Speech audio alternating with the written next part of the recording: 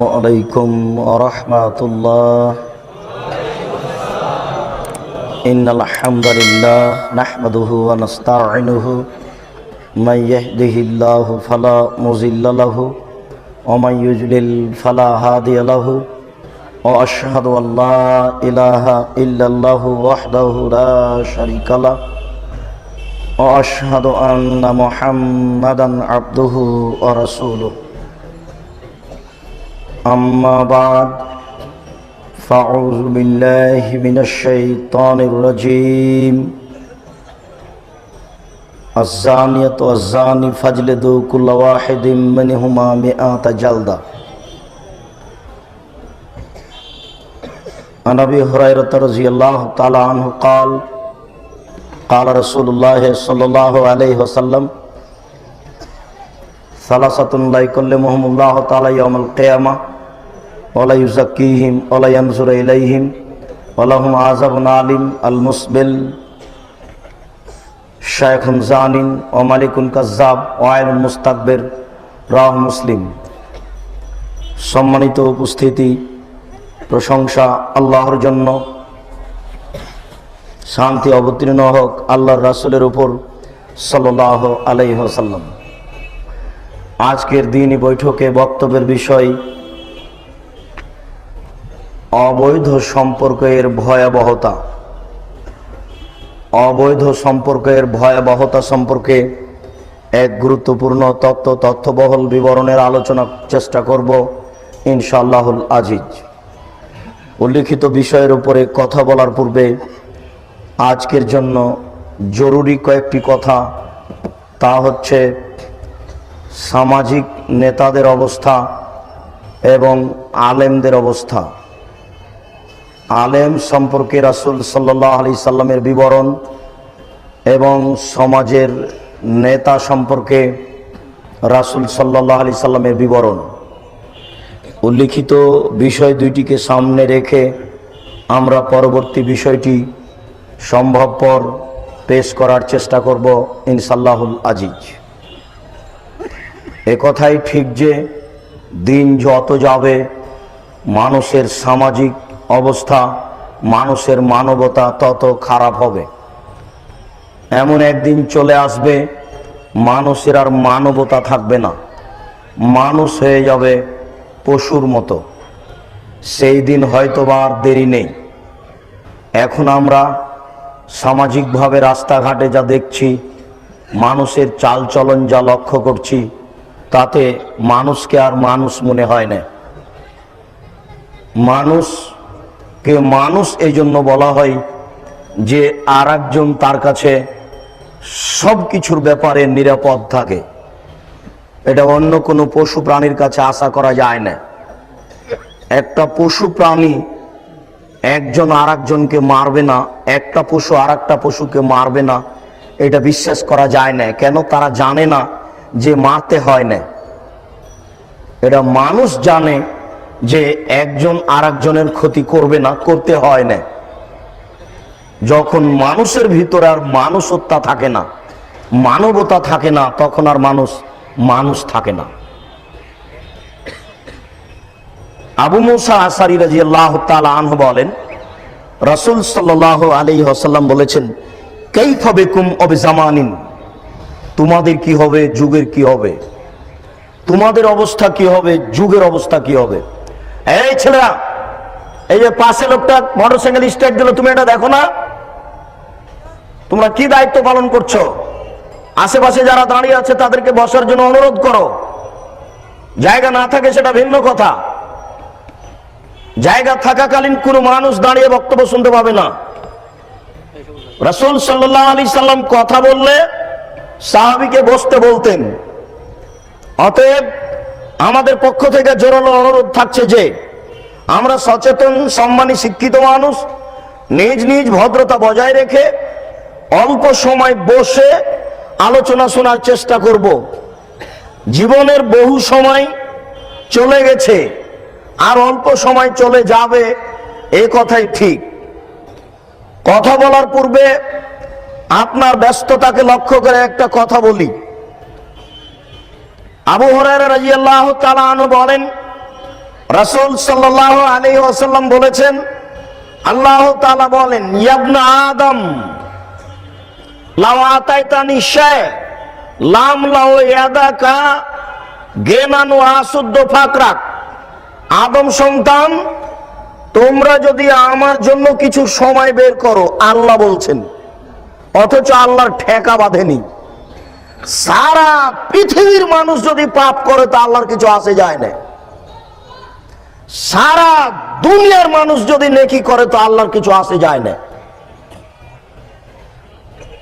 আল্লাহ বলছেন যে, দেখো আদম সন্তান, আমার জন্য যদি কিছু সময় বের করো তাহলে আমি তোমার দুইটা কাজ করব। এক, তোমার হাতকে আমি টাকা দিয়ে পূর্ণ করে দেব। অশুদ্ধ ফাকরাক, তোমার দারিদ্রতা বন্ধ করে দেব। এই দুইটা আমি কাজ করব তুমি যদি আমার জন্য কিছু সময় বের করো। আল্লাহ তাআলা বলছেন, আদম সন্তান শোনো, যদি আমার জন্য কিছু সময় বের না করো তো আমরা ইয়াদাকা শুগলান, তোমার হাতকে আমি ব্যস্ততা দিয়ে পূর্ণ করে দেব। অলাম আসুদ্দ ফাকরাক, তোমার দারিদ্রতা বন্ধ করব না। কোটি থেকে কোটি টাকা হলেও তোমার দারিদ্রতা বন্ধ হবে না। এই যে রাস্তাঘাটে দোকানপাটে আছে, লোকগুলিকে জিজ্ঞাসা করেন যে আব্দুর রাজ্জাক সাহেব আসবেন, চলেন একটু কথা শুনে আসি, তার উত্তর হবে আমি ব্যস্ত। এই কথায় আল্লাহ তাআলাও বলছেন হাদিসে কুদসি, আল্লাহ রাসূল বলছেন যে, ইয়া আদম, হে আদম সন্তান, আমার জন্য যদি কিছু সময় বের করো তাহলে আমি তোমার দুইটা কাজ করব। এক, তোমার হাতকে আমি টাকা দিয়ে পূর্ণ করে দেব। আপনি ভাবেন না যে খুব বেশি টাকা হলে আপনি ধনী, এটা নয়।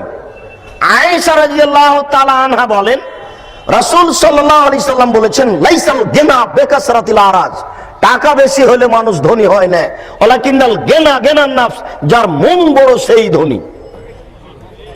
কোটিপতি মানুষের বাড়িতে ভিক্ষুক ভিক্ষা পায় না, যে রিকশা চালিয়ে খায় তার বাড়িতে ভিক্ষুক ভিক্ষা পায়।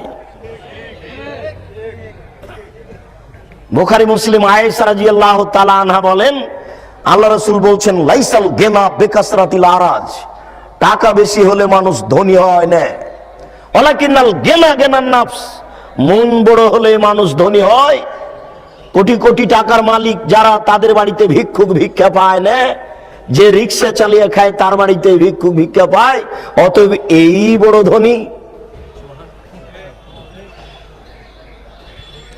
রাসূল সাল্লাল্লাহু আলাইহি ওয়াসাল্লামের কথাকে মূল্যায়ন করতে হবে, হিসাব করতে হবে, তাহলে বোঝা যাবে, তাহলে নিজেকে চিনা যাবে, আল্লাহকে চিনা যাবে। শুনুন, কোন একদিন সকালে আল্লাহর নবী বলছেন 400 কিলোমিটার পথ পায়ে হেঁটে যেতে হবে যুদ্ধে, যদি ব্যবস্থা না হয় কে কি দান করতে পারো? তখন উমর রাদিয়াল্লাহু তাআলা আনহু বললেন, আল্লাহ রাসূল, আমার বাড়িতে যে অর্থ সম্পদ রয়েছে আমি তার অর্ধেক দিলাম। আবু বকর সিদ্দিক রাদিয়াল্লাহু তাআলা আনহু বললেন, আল্লাহ রাসূল, আপনাকে আর আল্লাহকে বাড়িতে রেখে আমার যা আছে সবই দিলাম। তখন উসমান রাদিয়াল্লাহু তাআলা আনহু বললেন, আল্লাহ রাসূল, তাবুকের যুদ্ধে যত মানুষ যাবে সমস্ত মানুষের অর্ধেকের খাওয়া খরচ, যাতায়াত খরচ আমি উসমান দিব। সেই দিন লোক সংখ্যা ছিল 30,000।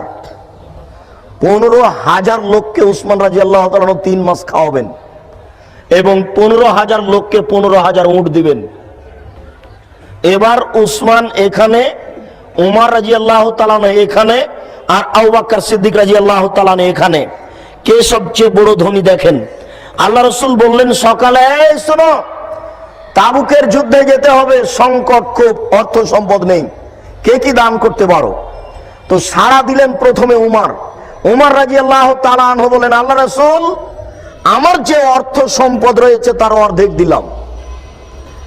তখন আবু বকর সিদ্দিক রাদিয়াল্লাহু তাআলা আনহু বলেন, আল্লাহ রাসূল, আপনাকে আর আল্লাহকে বাড়িতে রেখে আমার যা ছিল সবই দিলাম।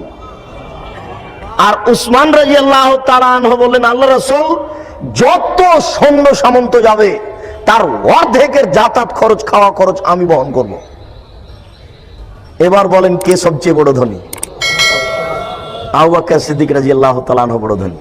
আবু বকর সিদ্দিক রাদিয়াল্লাহু তাআলা আনহু যে বাক্য বলেছেন, এই বাক্যকে ডিঙ্গিয়ে যাওয়ার মতো কিয়ামত পর্যন্ত মানুষের হাতে কোনো পথ হবে না।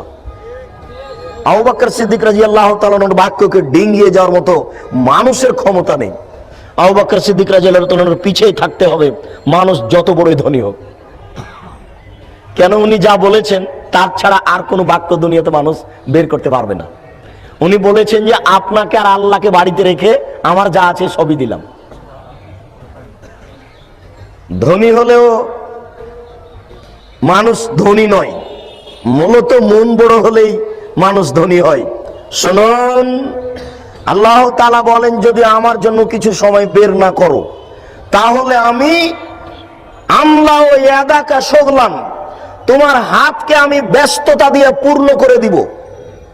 নেও তুমি কত ব্যস্ত হতে চাও, একেবারে ফজরের পর থেকে না রাত 12টা পর্যন্ত, এরপরেও ঘুম হয় না, কোথায় হিসাব নিকাশ উলট পালট হলো নাকি।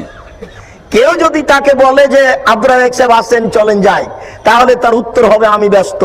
এই কথাই আল্লাহর নবী বলছে, আমি তার ব্যস্ততা দিয়ে হাতকে পূর্ণ করে দিব। আলাম আসুদ্দ ফাঁক রাখতার, আমি দারিদ্রতা বন্ধ করব না। টাকা যতই হোক সে নিজেকে গরিব মনে করবে, সে মনে করবে আরো লাগবে, আরো প্রয়োজন। এই বাক্যকে আল্লাহ রাসূল এইভাবে বুঝিয়েছেন, লাউ কানা লিবনে আদম ওয়াদিয়ান লাবতাগা সালিসান, আদম সন্তানের যদি এই বাংলাদেশের মতো দুইটা বাংলাদেশ হয়ে যায়, ঢাকা শহরের মতো যদি দুইটা শহর আদম সন্তানের কারো হয়ে যায়, তাহলে লাবতাগা সালিসান, তার মনটা চাইবে যে আরেকটা হতো। বুখারী মুসলিম। এরপরে আল্লাহ রাসূল বলছেন যে লা ইয়ামলাউ জাওফা ইবনে আদম ইল্লা তুরাব, আদম সন্তানের অর্থ দিয়ে মন পেট পূর্ণ হবে না একমাত্র কবর ছাড়া। কবরে গেলেই পেট ভর্তি, আর লাগবে না। আলহাকুমুত তাকাসুর, তোমাকে পৃথিবীর অর্থ সম্পদ আত্মভোলা করে রেখেছে কতদিন? হাত্তা যুরতুমুল মাকাবির, যতদিন তুমি কবর না দেখেছো। কবর দেখলে তুমি বুঝতে পারে নিবে তুমি কত বড় ধনী। কবর না যাওয়া পর্যন্ত তুমি বুঝতে পারছো না যে তোমার টাকা পয়সা কত। সবসময় টাকার ঘাটতি দেখতে পাবে, সবসময় টাকার ঘাটতি দেখতে পাবে। যখন কবরে চলে যাবে তখন দেখবে যে না, আর ঘাটতি নাই, বেশ অনেক হয়ে গেছে। এই জন্য ব্যস্ততা একটু কমিয়ে কথাকে মূল্যায়ন করার চেষ্টা করুন। যে যেখানে আছেন রাস্তাঘাটে চলাচল বন্ধ করে, দোকানপাট বন্ধ করে, কথাবার্তা ক্রয় বিক্রয় লেনদেন বন্ধ করে আলোচনা শোনার জন্য চেষ্টা করুন। জাতির যদি রাস্তাঘাট করে দিতে না পারি, জাতির যদি স্কুল কলেজ করে দিতে না পারি, জাতিকে চূড়ান্ত সঠিক ধর্ম দিতে পারবো ইনশাআল্লাহ। ধর্মের ব্যাপারে জাতিকে ফাঁকি দিয়ে পরকাল হারাতে রাজি নয়।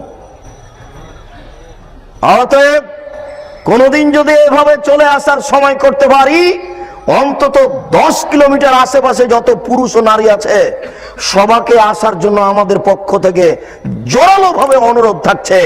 আপনি তো আসবেন, আসবেনই, মুসলমান তো আসবেই, হিন্দুকে আসতে হবে। আপনি হিংসা করে বাড়িতে বসে আছেন মানে